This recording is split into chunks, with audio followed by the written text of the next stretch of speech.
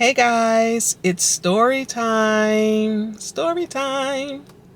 And today I'm going to be sharing a story about manifestation and how the order of your life was already set before you were even born. So, my husband and my daughter have similar names. And from that, I knew that my husband was meant to be a part of my journey in this thing called life. Today I'm talking about it. Let's get into it. Nah, yeah, nah, da na na. The Bonix on the rise. The Bonix stay up on your TV. Turn up the volume and put it in a 3D. Yeah, yeah. Gather round, can you see me? Come make we have a good time and be free. Sing it again. The Bonix stay up on your TV. Turn up the volume and put it in a 3D. Gather round, can you see me? Come make we have a good time and be free. Me talk about everything where you gone, from personal life to politician. Full enjoyment, that we plan. We have to talk about food as a Jamaican, yeah. Yeah, yeah, yeah, yeah, yeah, yeah, yeah, yeah. The Bonix on the rise. The Bonix stay up on your TV. Turn up the volume and put it in a 3D. Get around, can you see me? But if we have a good time and be free. Hey family, welcome back to the channel. So as you can see, I am in the car. I am down by the lake, which is one of my favorite places to be. So I'm down by Lake Wylie, and I normally sit across the lake. So I'm normally sitting on the other side of the lake, but today I am at McDowell Park, mainly because there's trees over here. So there's a little bit of shade versus sitting directly in the sun, although the sun is kind of still on me a little bit. But we're going to go ahead and get into the video. So let me just knock out a few formalities first. If this is your first time joining the Bonix channel, thank you for stopping by. I hope that you will catch a few of our other videos. And if you like what you see, hit the subscribe button. And if you are a returning viewer, as always, we thank you for coming back. We appreciate your views and all of your comments and becoming a part of our family. And shout out to those people who also dislike the video, because YouTube will even tell you how many people dislike your video. That means that they click on the video and hit the thumbs down button. And on every single one of our videos, there is at least one thumbs down, sometimes more, but at least one. And that tells me that that is more than likely, I'm almost 99% sure that it is the same person. And maybe they don't like the channel or the relationship, the content, whatever it is. I don't know, really don't care. But I'm just amazed, because you could just keep scrolling. You could keep scrolling if you don't like what you see. But instead you choose to hit the video and hit the thumbs down button. So shout out to you. Thank you for clicking on the video. Yes, thank you for clicking on the video, and shout out to you as well. So if you will, go ahead, hit the subscribe button. If you have not already done so, like the video, of course, drop some comments below and share the Bonix content. We are on the road to 13,000 subscribers. So let's get into this video. So as I said, I'm going to be sharing my story about how I knew that my husband was meant to be a part of my life. And I hope that I don't forget anything, and that I'm not all over the place, because I didn't really write anything down. So I'm really just kind of winging it. But I've been meaning to do this video for a while, and it just kept slipping my mind, just kept forgetting about it. And I've noticed that a couple of you have mentioned it in some of the videos. And so like I said, I've been meaning to do the video, just kept slipping my mind. But I believe in the video that we did when we went to Florida, when we went to visit my dad for his birthday. Shout out to my daddy. Love my daddy. So my twin. But yeah, I believe it was in that video. Let me look up that comment. Let's see. Yeah, it was in that video where Sonia James said, has anyone else noticed that Katanya's daughter name has her hubby's name in it? And Yes, thank you, Sonia, for the reminder. So, yes, my husband is Kimar, my daughter is Kamari. So, they both have similar names, but of course, I had my daughter long before I met my husband. So, if this is your first time watching any one of our videos, my husband and I are in an age gap relationship. So, if you have clicked on the bio in our channel, that's the About link. If you click on About, it will tell you that, we are in an age gap relationship, and we pretty much just share our life on YouTube. So we're in an age gap relationship, but of course I had my daughter long before I met my husband. And I don't know if, many of you or any of you are Christians, if you read the Bible, if you believe the Bible. Of course I do. And I want to share a scripture. So this is Psalms 37:23, and it says, "The steps of a man are ordered by the Lord who takes delight in his journey." The steps of a man are ordered. That means that your steps are ordered before you were even born. And sometimes, I believe, this is just my belief. I don't want nobody coming in this video. You can do whatever you want to do, but I don't want nobody coming in the video saying I'm just making something up to fit my narrative to justify my marriage, because I don't have to justify my marriage. I'm just sharing with you guys what I believe. And this was my confirmation, because some of you have mentioned that, you're looking for somebody. Maybe you're, wanting some things to happen in your life. You're trying to manifest some things.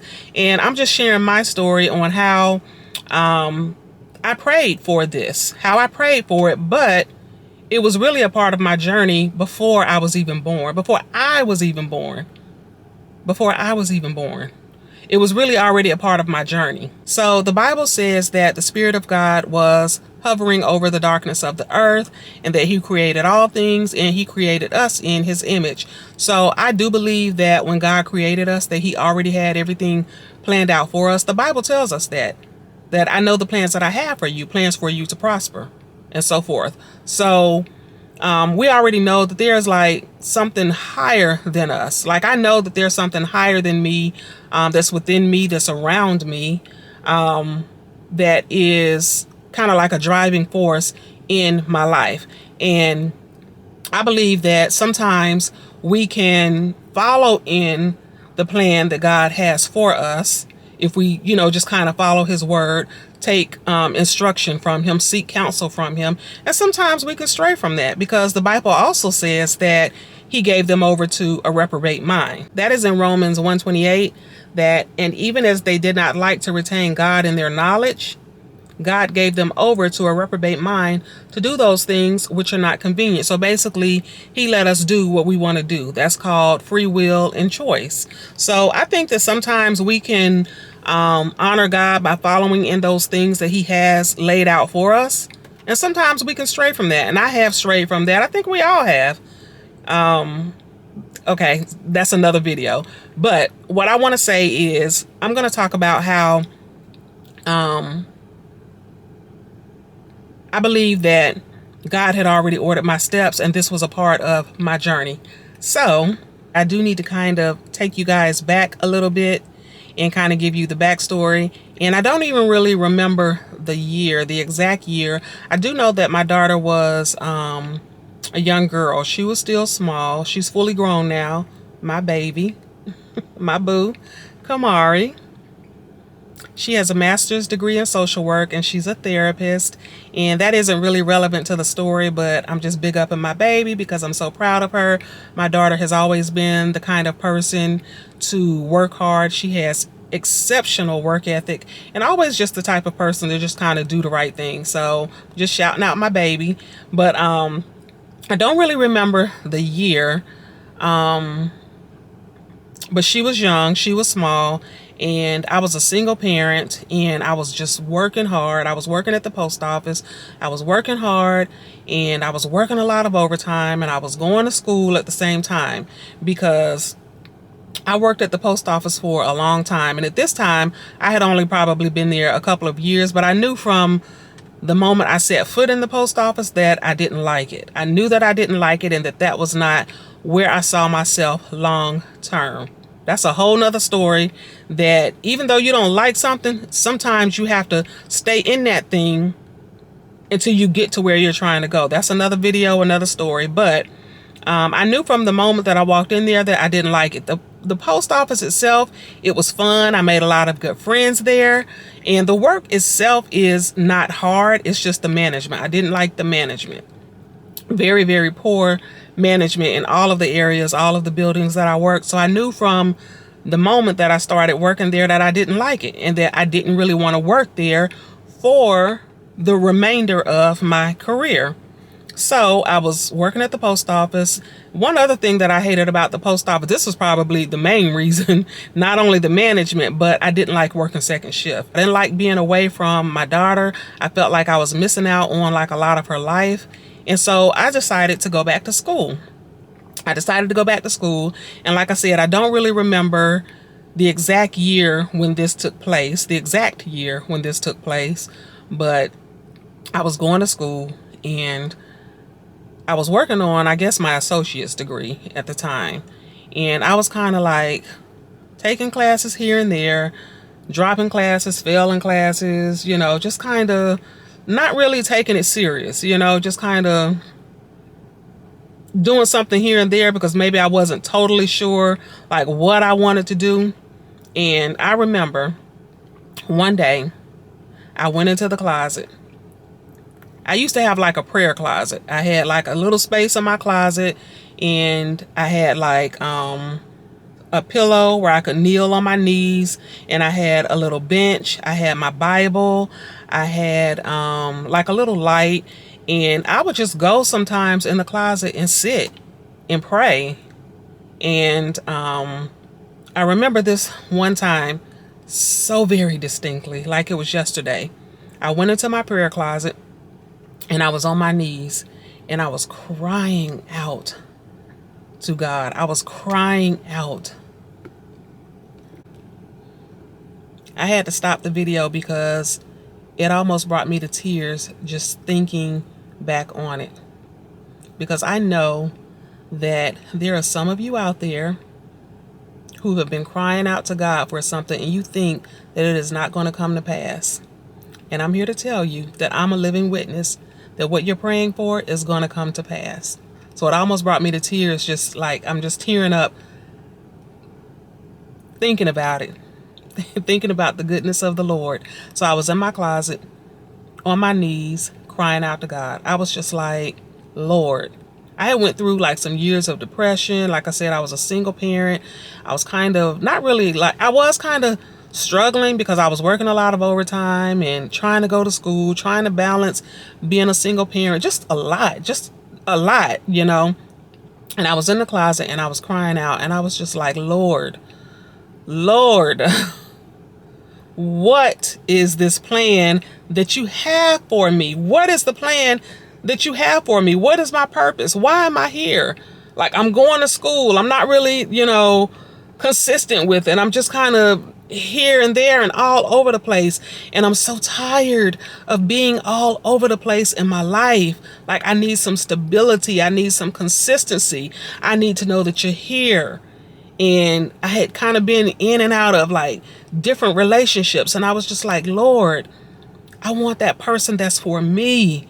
When is my person that's for me going to come? Because I had some friends who were getting married and, you know, having children. And I was just like in this place. And I'm saying boo-hoo crying. I'm talking the ugly cry, the ugliest cry.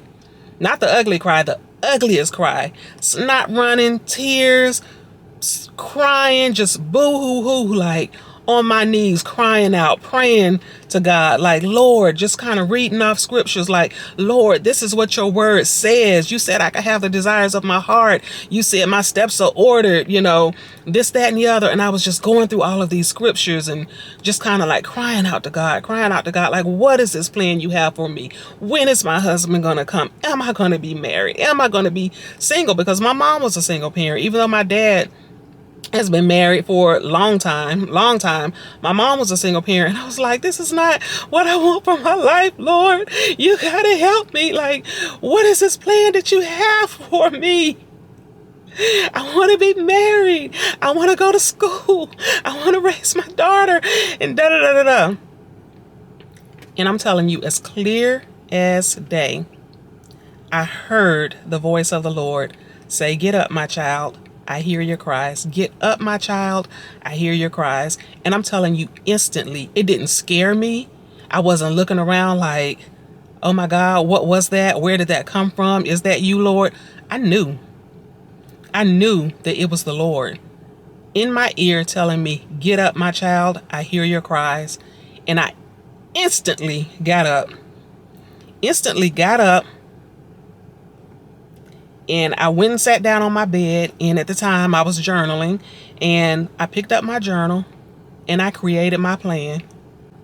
I said, stop taking these classes, signing up for classes, dropping out of classes, spelling classes, being all over the place. You got to create consistency for yourself. So I started going to school consistently. I started taking 2 and 3 classes at a time. And I'm talking doing exceptional in school. I didn't even really think about like being married or anything like that. I just told myself, all right, Lord, I'm going to focus on my daughter. I'm going to focus on raising my child and going to school. And when my daughter graduates, I want to be finished with school by the time she graduates, and I'm going to get my whole life together. I'm going to get my life back. I'm going to focus these next couple of years on my daughter, going to school, getting myself together, doing the work for me to get myself together, because I had been through a lot of trauma, just, stuff in relationships, that you go through that's not really healthy and is toxic. And I said, I need to get myself together. And I did the work, got myself together. And I said, by the time I finish school, I'm going to finish school by the time my daughter finishes school. And I'm going to get my whole life back. That was my plan. So I went to school. I finished school just as I had planned to, right on time. I was focused. I had all my courses planned out so that I could finish on time. And I finished school when my daughter graduated. And the next year, I was looking for a job, because by this time I've been at the post office for a couple of years, and I'm finishing up school, and I'm saying like, okay, Lord, like these are the things that I heard you say to me. These are the things that your word says when I'm reading them. And this is the order that I have kind of set forth for my life. And I'm looking for a job. I want to get out of the post office. I don't want to be there for the rest of my career. So I was trying to manifest a new job. And my friend was also looking for a new job, because she had been going through some stuff at her job. So we were like, okay, let's just take kind of a trip and reset. And that was really, shout out to my girl Jerry, because that was the beginning of our sisterhood, where we started taking an annual trip every year. But we went to Jamaica. Didn't really want to go to Jamaica. So this is how I'm gonna say this, because sometimes we miss our blessing because it isn't packaged how we think it's going to be. And I didn't even really want to go to Jamaica. I mentioned this in another video. I didn't even really want to go to Jamaica. I had heard so many bad things. Jamaica just wasn't really somewhere that I wanted to go. And we were looking around at places. We kind of narrowed it down to like 3 places. And we were looking around at Airbnbs, hotels, trying to decide where we were going to stay, the flights. And Jamaica ended up being the least expensive. So we were like, okay, guess we're going to Jamaica. So we ended up going to Jamaica, and I met Kimar. And as I said, my husband is Kimar. Kamari is my daughter. And when I first met Kimar, I kept calling him Kamari because I couldn't say his name. A lot of people still cannot say his name. They will say Kamar, but it's Kimar. And I kept calling him Kamari. Kamari. And I was like, why is this guy's name so similar to my daughter's, right? And I was like, this is just so weird. Like, this is really weird. And I'm going to tell you why. Because when I had my daughter, when I was pregnant with my daughter, I didn't have any girl names. I had no idea what I was going to name her. And I did not want a boy. I did not want a boy. And I didn't have any girl names, but I had a lot of boy names. And I was a big fan of One Life to Live. So I don't know if any of you guys watch soap operas. Back in the day, they used to call them soap operas. Or we used to just say the stories. You watching the stories? So I used to watch One Life to Live, and I was a big fan of one of the actors on there. And on the show, his name was Antonio Vega. But in real life, his name was Kamar De La Reyes. Kamar De La Reyes. And I loved that name.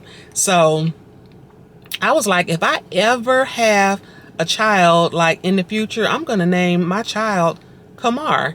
So when I got pregnant with my daughter, I didn't have, and this was like years before, that I said this. But when I got pregnant with my daughter, I didn't have any girl names, but I had Kamar. I knew I'm going to name my child Kamar. And I didn't know if I was having a boy or a girl because when we went to go find out, the legs were crossed, the baby's legs were crossed. And so we couldn't determine what it was. We couldn't determine the sex of the baby. So I didn't know what I was having. And I didn't really want a boy, but I only had a boy name, which was Kamar. So when the baby came out and the doctor was like, it's a girl, it's a girl. The only name I could come up with was Kamari. So, I named my daughter Kamari. When I met my husband, I was like, this is just so weird that his name is Kamar. I couldn't say Kamar. I kept saying Kamar, Kamar. And my daughter's name was Kamari, and I kept calling him Kamari. It just kept rolling off the tongue as Kamari. And I was like, this is just so weird. And when I met him, and I was just kind of like, oh, he's just the sweetest person. And never in a million years was I thinking like, this is my husband, right? Because of course, if you knew me, especially in that time, you would know that Katanya ain't dating nobody younger than her. Like, this right here is not gonna happen. Like, whatever this man thinks is gonna happen, it's not going to happen. It's not going down. Like they say, what happens in Vegas stays in Vegas. What happens in Jamaica is definitely staying in Jamaica. This is not going down because it just wasn't me. It just was not me. And as Kamar and I started getting more serious, the Lord said, that's your husband. I said, God, you got to be joking. You got to be joking. The Lord said, that's your husband. So I'm going to let that marinate because I was like, nah, nope.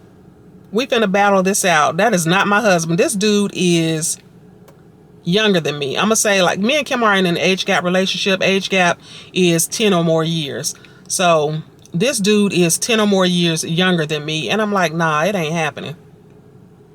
Like, I got my master's degree. I went to school to get a master's degree. And, like, not saying like I'm better than anybody, but I was just like, Lord, this is, I don't even want to say, like, this is a young guy from Jamaica. Jamaica is kind of like, and this is me. This is no disrespect to Jamaica. This is just my view of how I saw Jamaica. Like, Jamaica is kind of like a poor country. I don't know if it's third world or developing, because a lot of people there still don't have like water, running water or toilets or anything like that. And I was just like, even though Kamar wasn't living like that, but I still saw it in some of the neighborhoods. And I was just like, nah, like, my man gonna have a master's degree. He's gonna be on the same level playing field with me.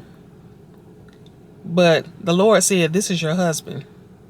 So when I had my daughter, even before then, like I said, I was a fan of One Life to Live, watching Antonio Vega. His real name was Kamar De La Reyes. And I do have to say that I did get a chance to meet him when I went to New York one time. I stood outside the One Life to Live studios and he came out the door, and I got a chance to basically tell him that I had named my daughter after him. I was a huge fan of his. We took some photos and it was fabulous. But the Lord said, this is your husband. So even years before, when I had my daughter and I had named her, intended to name her Kamar, but came out Kamari because she was a girl, God said then, God knew then that I would have a Kamar in my life. And in the beginning, I was very resistant towards it just because like that was not the plan that I had for my life. And God said, that's your husband. And I was praying about it, and I was like, this got to be a joke. But the joke was on me, because God said, that's your husband. And God knew long before my husband came into my life that I was going to have a Kamar in my life. And I know some people have said, like, I look like his mother, or, I act like a mother figure, but he's not my son. He's my husband. And I respect him as my husband. And I say that to say that I don't care what people say. This is my story. This is what I believe about what God had in store for me. And I'm glad that I did not listen to those naysayers that said, girl, are you crazy? Because I thought I was crazy. Like, I must be going through something. I don't know, because this can't be happening, right? But I'm glad, and this is the part that I want you guys to get. If you're praying about something and it doesn't look like what you thought it would look like, and people are telling you that is not your blessing.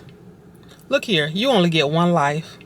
Follow your heart. Follow your heart, because you will miss your blessing because it doesn't look like, or it's not packaged like you thought it would look. I never in a million years would have dated somebody younger than me. Never in a million years would have even dated somebody in another country.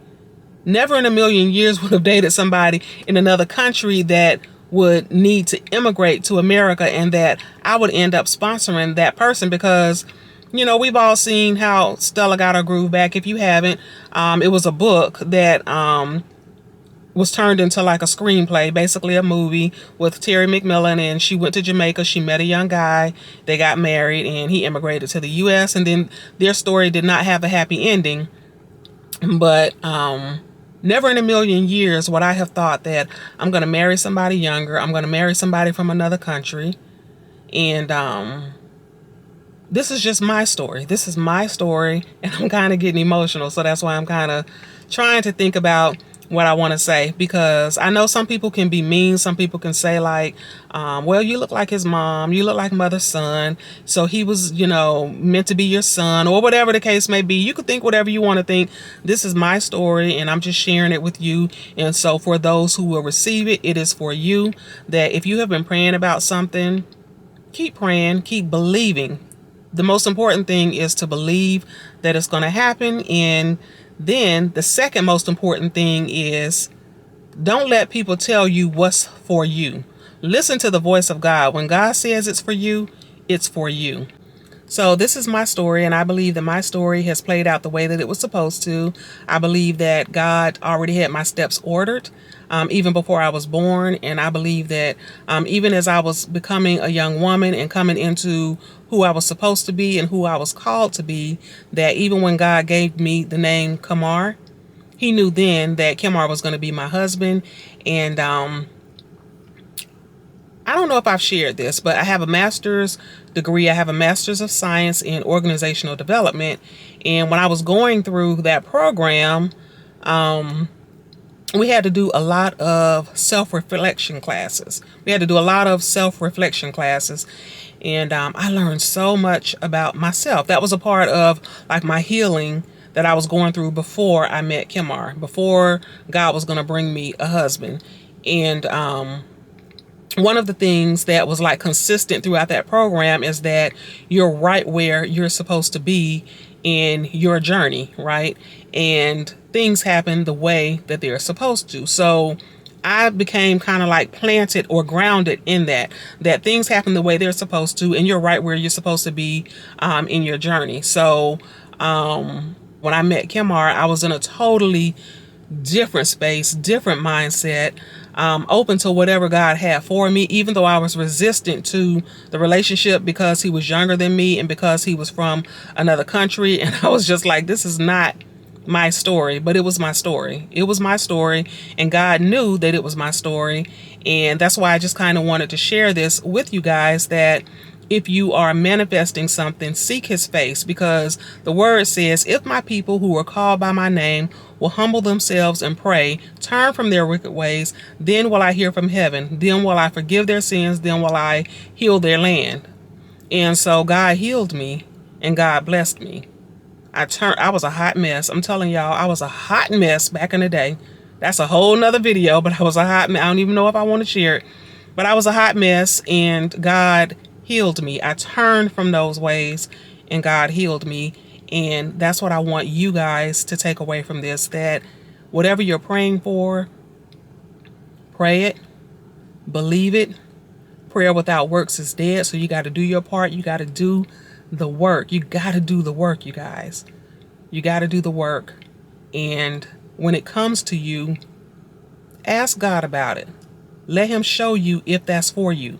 You only get one chance at life. You only get one chance at life. So you can't spend too much time fighting against what God has put in your face. You can't spend too much time analyzing. If you know that you have prayed this and God has given it to you, roll with it.